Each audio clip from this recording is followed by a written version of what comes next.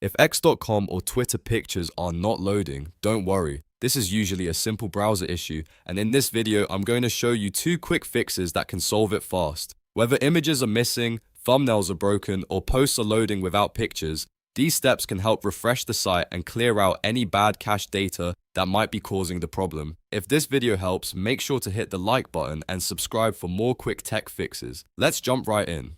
First, try a hard refresh. If you're on Windows, press Ctrl and F5 at the same time. This forces your browser to reload the page completely instead of using old stored files, which can often fix image loading problems right away. After you do that, give the page a moment to reload and check if the pictures start showing up.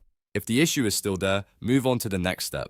Next, look at the settings or tune icon next to the website address in your browser's address bar. This little icon opens the site, permissions, and data options for that specific website. Click it, then choose Site Settings. Inside Site Settings, find Find